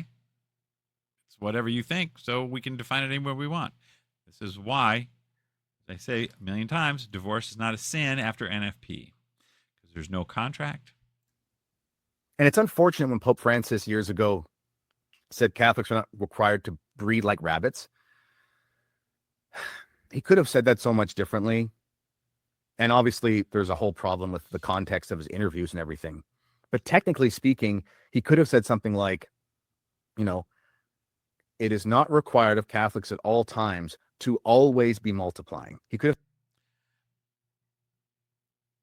Again, yes and no. It is always required of all Catholics at all times to always be multiplying when they're using the conjugal act. That's true. If you aren't going to use the conjugal act, that's fine too. But if you are going to use the conjugal act, you have to use it for its natural purpose. Do or do not. There is no open, okay? Remember that. I should probably whip up my accent in a minute. Said like that. Instead, it was don't be like rabbits, and that was just vulgar and made it seem like he was supporting basically contraception and so forth, which he wasn't technically, but it seemed like that. Do or do not. And Yes. we have consecrated religious who obviously don't multiply unless they break their vows. Yeah. Okay. Yeah. Like the same with Josephite marriage. There's no command to increase and multiply. And what he's saying is you don't have to have babies. I think I got his confusion down. He's saying because increase and multiply is not a command, that means you don't have to always have kids. That's true. But you also have to abide by the nature. So he's abiding by nothing. He's saying it's not a command and it's not nature either. It's just whatever, man. But it is nature, and the church has ruled you don't have to max out the number of kids. You just have to not violate nature. And if you don't violate nature, there's no divorce, and everyone has 17 kids. That's what's going to happen. That's why we have to get rid of NFP 100%. If you let a particle of it in, forget it. Okay, I got Kennedy Hall figured out. Now it's not always easy to articulate, but this is where the cool thing about the YouTube comment section comes in, and we can nail it all down, specific, very clearly in writing for the record. Groovy? All right. There are long absences between spouses because of military deployment and things like that. And there's no multiplying going on. Right. So not coming together is not a sin. No one says it is. No one says you have to max out the kids. You just have to use the conjugal act for the purpose of nature, which is only one purpose. And NFP says it's two. Bring in the horse and mules. Hey! So that's why NFP, it's not contraceptive the way people say it is. Although I understand what people mean when they say things like people are using it like contraception. There's no other way to use it except contra. It's contra something. What could it be? Contra what? It's called dog. Certainly, one could say someone's using it like contraception, but technically speaking, it is not contraceptive because it doesn't actually stop conception. It's 98% effective at stopping conception, just like artificial contraception is 98% effective. By the way, while I'm thinking of it, there's proof. If you want to get to hard, solid proof that the church teaches NFP is a sin objectively at all times, go to Casti Connubii 59, go to the second sentence, and it says, the perversion of the right order can be tolerated. That is, the husband can tolerate her sin of the perversion of the right order and the question can be answered, has to be answered, what is her sin? And the only answer is NFP, because artificial contraception can never be tolerated in an artificial way, because they're just simply not coming together when the time would be fruitful for multiplying. I don't know if I should talk on that or not. Yeah. So he's basically saying, look, we're just not doing anything. So what's the problem? So it's a different method, but you can use analogies like, I'm not using suntan lotion. I'm just going out between 3 and 4 a.m. every night. It's just natural, you know? So if there's 2 ways to not get sunburned. Okay. But either way, you get the same effect. If not getting sunburned is a good thing, then there's no problem. Use your suntan lotion or go out at 3 in the morning. Either way is fine. But increase and multiply is nature. So in that case, you'd be violating nature by not getting a suntan. Okay. Let's say the Bible says, if you're going to go outside, you must get a tan. Then there's no suntan lotion allowed. And I only go outside at night. No, that's violating the purpose of going outside. Because suntan, stupid analogy. These analogies don't really work anyway. None of them do, but a lot of these NFP guys whip out the analogies all the time because that's pretty much all they have. Now, that being said, always one should talk to his or her priest. Bad idea. I can think of, like Mormons, you can talk to your priest and get the abortion. You got to pray about it. God told me to skin you alive. All you need to do is follow your conscience. This is what God is telling me, okay? God's telling me to murder, metaphysically, the 17 kids. I'm only going to have 9, or the 5 kids. I'm only going to have 3 that God meant to send me with my X number of conjugal acts. We're going to help God out here because God gets a little excited, trying to have all these kids. Forget that, dude. We know better now. Friends who have talked to ours, they have a big family. And father is like, oh yeah, totally. Like, yeah, it's simp 30, man. And they've been trained in this. They don't know very few priests. There's one guy out there. He knows me. He actually sends me money. It's kind of cool. There are priests that know this stuff. Again, out on the street, they call it murder.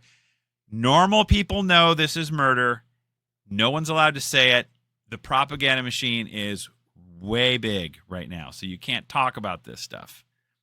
But there's a lot of priests that agree with me. 99% of them don't say so, and they can't say so because of their bishop. And the bishops you don't get to be a bishop because you're tough as nails, man. They want certain people in there, right? If you know what I mean. You've got X amount of kids, money's tight, whatever the situation is. It would be very prudent of you for the next 6 to 10 months to sort of take a break and follow the thing. Right? To use your genital actions to not generate and call it nature. What? And then why don't you reassess in 6 to 10 months, come back and talk to me and we'll see where you're at. Yeah. Right. Pastoral. Woo. Because there's this balance of, again, if we use that analogy I gave about this couple who was basically using it like contraception in the sense of they had no intention of having kids for a long time. That would be where a priest would step in and say, your reasoning here is not sound. Marriage has as a primary end, at least the openness to having children. And No. Marriage has a primary end, procreation, education of children. Primary is essential. Secondary is non-essential. Primary means that marriage cannot exist without it, but the marriage can exist without the secondary ends, which is why Paul VI, who is a doctorate in canon law, was no dummy. He understood this. And in 1976, he came out to the Rhoda and said marriage exists independently of love. But it was too little too late because he already let the cat out of the bag. And that's why I've said in other videos, I don't think he didn't do any more encyclicals after Humanae Vitae. He got I think his head started spinning. And he's like, what? But he couldn't see his way clear out of it. He's got a problem. He's let the fire out of the fireplace, and he's hoping it's all going to somehow fix itself. Never. What we have is we just got chaos and destruction. And he's hoping it's all going to somehow fix itself. Never. Never, never, never. What we have is we just got chaos and destruction. And he's hoping it's all going to somehow fix itself. Never, never, never. What we have is we just got chaos and destruction. And he's hoping it's all going to somehow fix itself. Never. Never, never, never. What we have is we just got chaos and destruction. because the only reason marriages hang together is luck.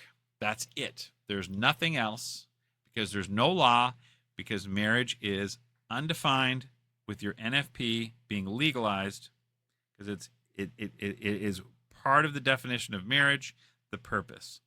Primary means essential of what it constitutes marriage. You are Oh, he said open. No. Let's review. I'm your NFP spiritual dictator. Let us review.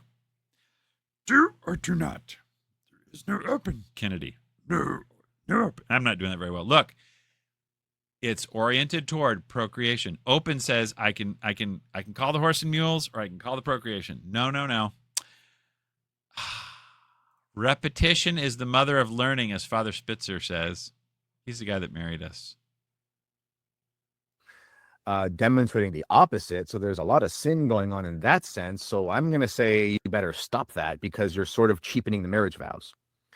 And with I missed that. We got to it's get back like, to that. okay, Hang on. that would be where a priest would step in and say, your reasoning here is, it would be very prudent of you for the next like 6 to 10 months to sort of take a break and follow the thing. And then why don't you reassess in 6 to 10 months, come back and talk to me, and we'll see where you're at. Right. Because there's this balance of, again, if we use that analogy I gave about this couple who was basically using it like contraception, in the sense of they had no intention of having kids for a long time. You don't have to have an. Okay.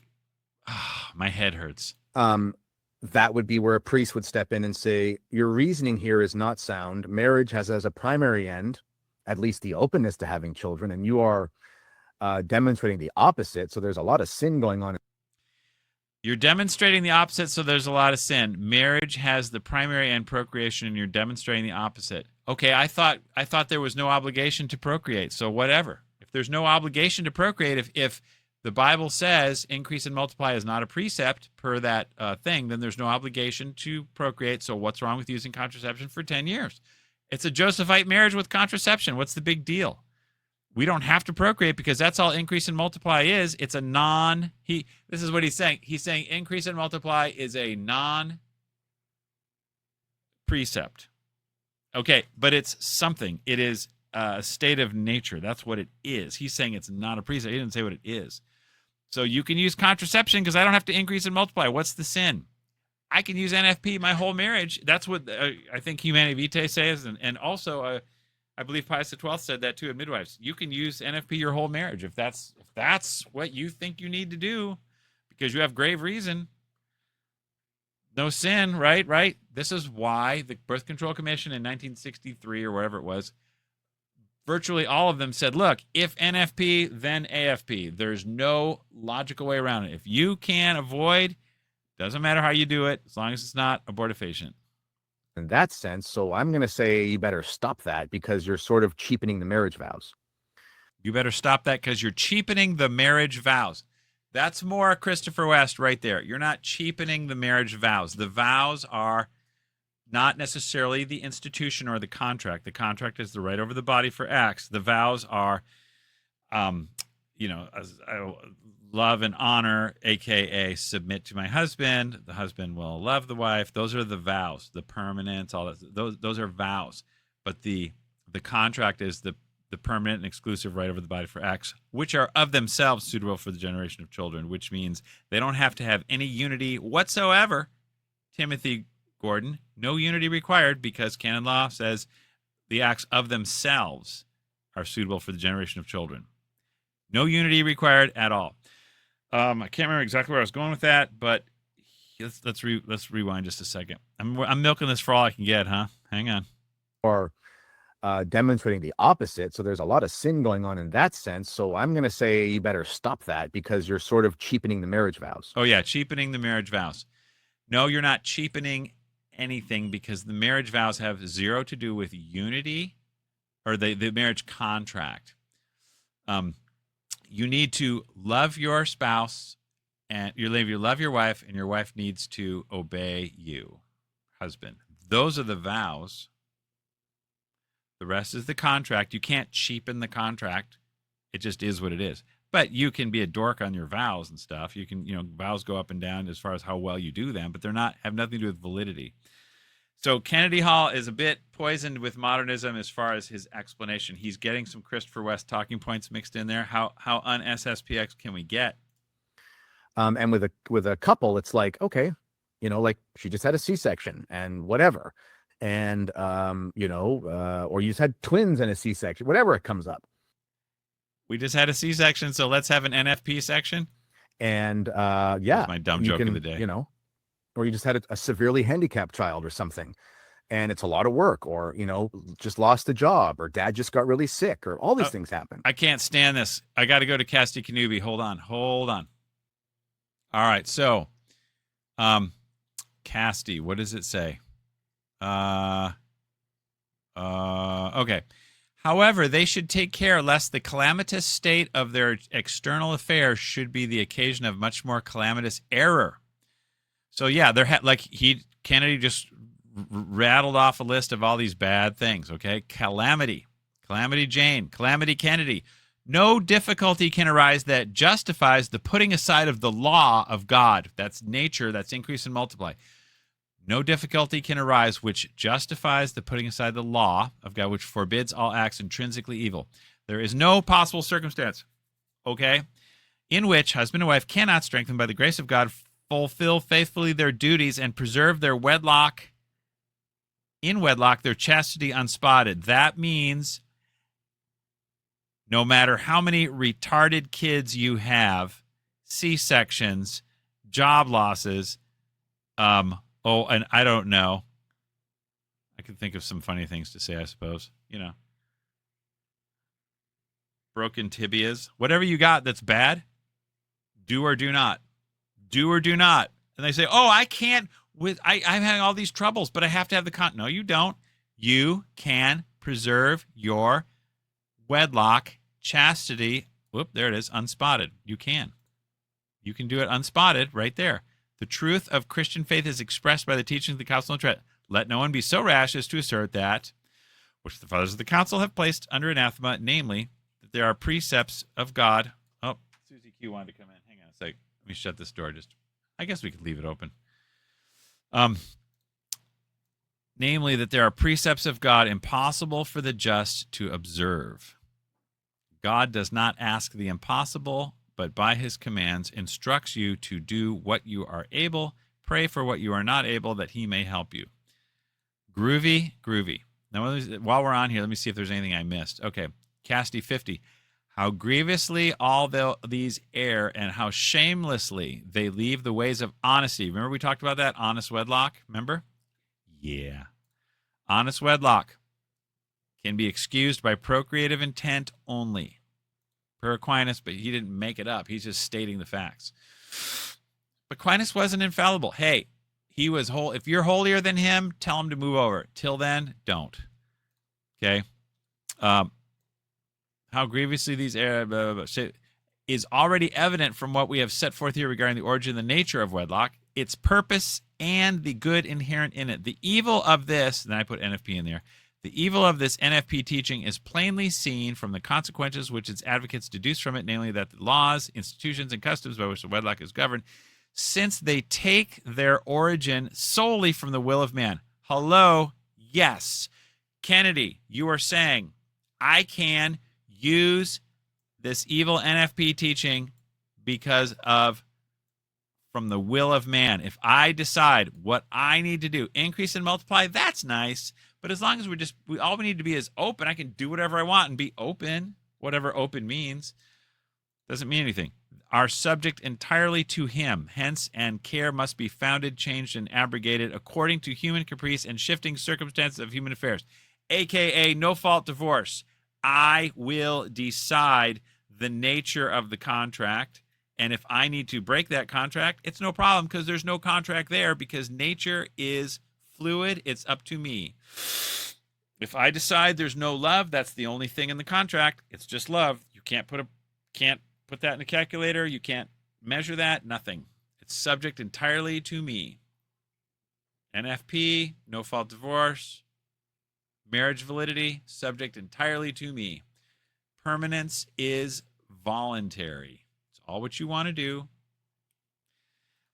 The generative power, which is grounded in nature. Oh, okay, Kennedy, there we go. The generative power is grounded in nature, but you are saying increase and multiply is not a command. Well, what is it? It's nature, which means you cannot do something against the generative power, and you're not, just because you're not using something to block it doesn't mean you're not doing something against it. You are playing hide and seek. You're keeping seed and egg separated deliberately so that you don't have a natural occurring thing, which is a baby. Can't have that, can we? I wonder who doesn't want babies.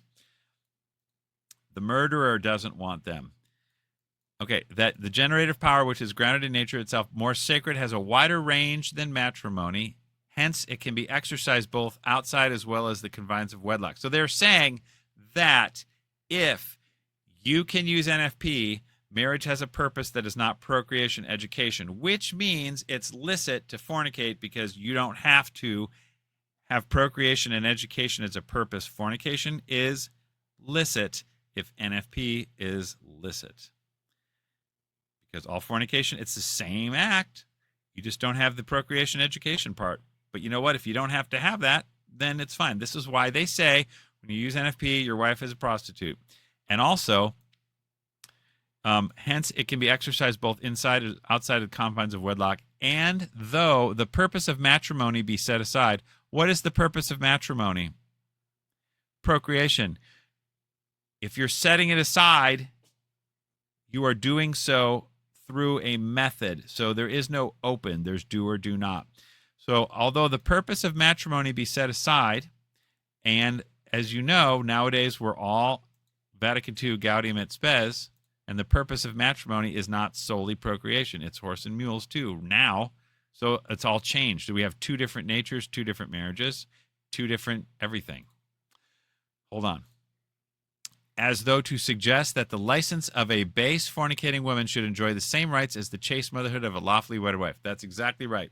Like I said, you can quote me on this, you're NFP spiritual dictator. When you legalize NFP, you legalize fornication. No way around it. That's all you're doing. Oh, no way. Yes way. We've already legalized adultery. Fornication's next.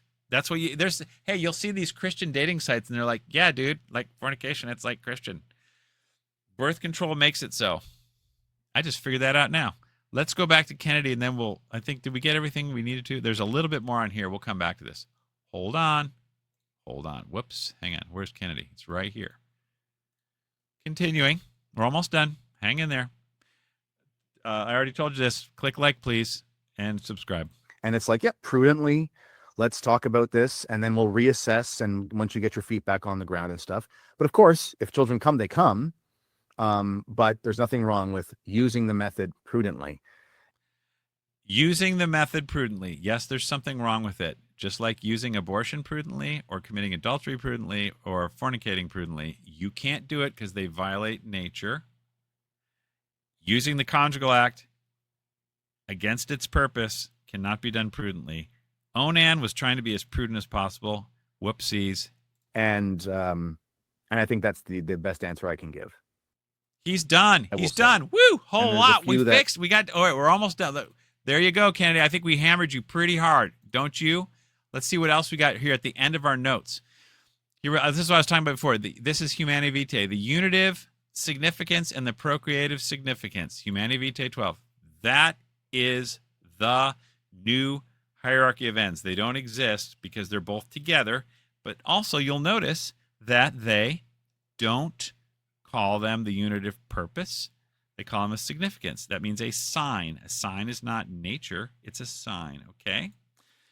And Father Ripperger tries to get around this. He calls it an element. No, it's not an element. Permanence and faith, as in permanence and exclusivity, those are elements. The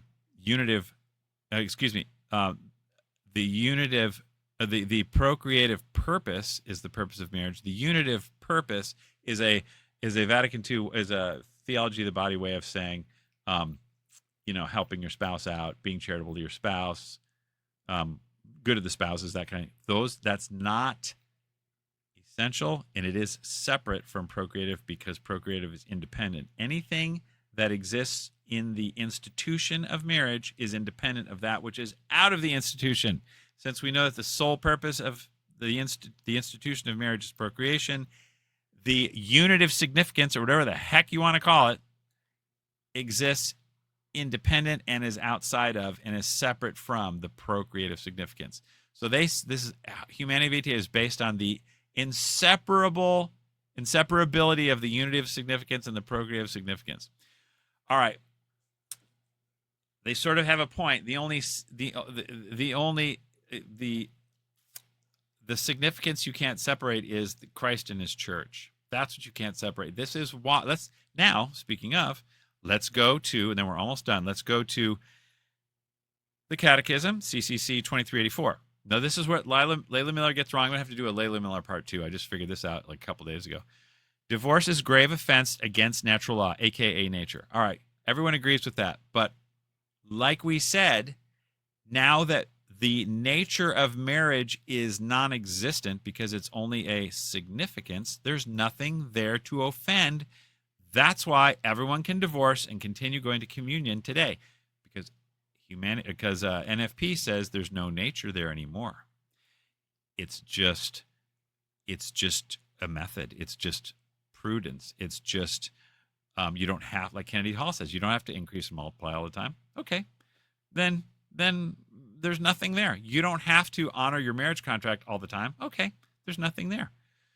So divorce is not a grave offense against natural law anymore. That's why they have no fault, because there's no nature. It claims to break the contract. Hello, that's exactly right. This is why you have to have the bishop's permission. Every divorce, every separation breaks the contract because you have to live together. You can break the contract, but only the bishop can approve it because it has to do with justice. It's based in justice. So you cannot be a claimant to that break. You have to have the bishop do it. So it does claim to break the contract, and Layla Miller will say you can't do that, but you can, and it does. To which the spouses freely consented to live with each other till death. Yes, that is the contract. That's right. Divorce claims. So you can't go into divorce court no matter what's going on between your brain and get this contract broken because you have no authority to do it. You've given yourself to marriage. Marriage is the only one with the authority, and it's governed by the bishop. He's the only one who can break that contract. But hang on, we'll get to the point. That's divorce number 1, natural divorce. Mensa et thoro, bed and board. Divorce number 1. Divorce number 2, which they don't distinguish 1 and 2. Divorce number 2 is a vincula, which is Latin for the bond. Okay, that's the significance part. All right. Divorce does injury. Check this out. This is big. I was praying the rosary today, and I got this morning, and I quickly wrote it on a note. Divorce, right there. Divorce does injury to the covenant of salvation. Yes, it does. Because it is saying Christ and his church are separable and can be separated. That's a huge scandal. That's why you can't have the state do it. If the church is going to declare null, the state cannot go first. Okay? So does injury. It's a scandal. Big scandal. First, you rip your kids in half through natural law. By the way, the reason why the bishop says children custody and all that stuff, it has nothing to do with me. It's all about, Susie, stop licking your legs so loud. Just chill, Susie. It has nothing to do with me. It's all about the state. He'll say the children are just civil effects. Hold on. I'm going to kick Susie out because she's bugging me just a second. All right. We got Susie outside. She's has some fleas and stuff, and she sits there and chews on her tail really loud. It kind of bugs me because I am a sensitive creature. Especially when I'm trying to focus. You know what I mean? Okay, so back to the sign thing. Divorce does injury to the covenant of salvation, of which the sacramental marriage is the sign. Okay, see that? Significance. So Humanae Vitae, the conjugal act, the conjugal contract, is all based on signs, no nature. This is why NFP is a total misnomer. It's not. I said the USCCB should rename it National Family Planning. It has nothing to do with nature at all. It's all about this. They say it's based on the significance, and we must keep the unitive significance together with the procreative significance, which means Christ and his church, which means the Trinitarian love, okay? And all that kind of stuff. In other words, no more marital debt. You have unity over debt, and Let's see. Divorce does injury to the covenant of salvation, which is sacramental marriage, is a sign. All right. Yeah. So my point is with all this is NFP has trashed nature and made divorce nothing but a sign. It's nothing but a bond, which is why everyone says divorce is not a sin, only remarriage without an annulment is, because all marriage is a sign, a bond, a sign of Christ in the church. That's all anyone thinks it is anymore, which is why everyone contracepts, because there's no nature to violate. There's nothing there. Divorce is not a sin. There's nothing there. It's just a sign, okay? Which is why Layla Miller messes this up, which is why Catholic Answers publishes her, because they're so goofy over there. She says divorce is okay as long as you know in your brain you're not ending your sign. Your sign is still there, okay? That's the problem. Layla doesn't think there's any nature in the contract, because if there was, you'd have to define it, and you can't do it because NFP is legal. Okay, so we're almost done. 2384, contracting a new union, even if recognized by the civil law, adds to the gravity of the rupture. The remarried spouse is then in a situation of public and permanent adultery. That's right. So the civil law, they've contracted a new union. You are now publicly and permanent adultery. Listen, if you divorce and don't get remarried, you're in public and permanent abandonment. That's what you are. But if there's no nature there, there's nothing to abandon. This is why marriage cannot ever come back until we get rid of the NFP. Okay? Thanks for coming. Yo, you guys. It's been like really cool and all. We made it to the end. Just like Grover at the monster at the end of this book. I can't believe it. I'm so glad. Thanks for watching. Again, please click like, and you just cry your heart out there in the comment section. But like Taylor Marshall would say, if you don't condemn NFP, you're not on the team. So go out there and stay toxic. Gen X. The trouble to